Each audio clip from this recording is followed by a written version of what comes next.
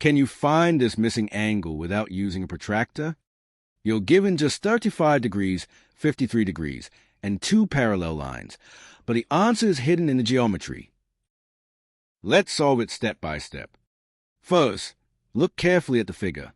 We know that AB is parallel to DE, and line AE cuts both of these parallel lines, so AE is a transversal. Now, here's the key idea.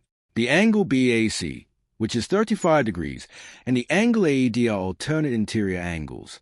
And when two parallel lines are cut by transversal, alternate interior angles are equal. So, angle AED equals angle BAC. Since angle BAC is given as 35 degrees, we get angle AED equals 35 degrees. Now forget about the rest of the figure for a moment and focus only on triangle CDE. We already know two angles of this triangle. Angle CD is 35 degrees, and angle CD is 53 degrees. Here comes the final step.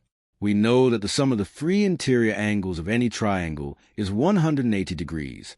Therefore, angle DCE plus 35 degrees plus 53 degrees equals 180 degrees.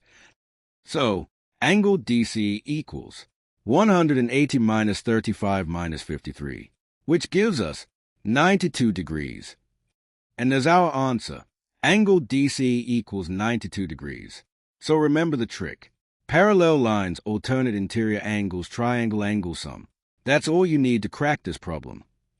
If you got 92 degrees before the reveal, great job. And if you want more quick and tricky geometry problems like this, follow for the next one.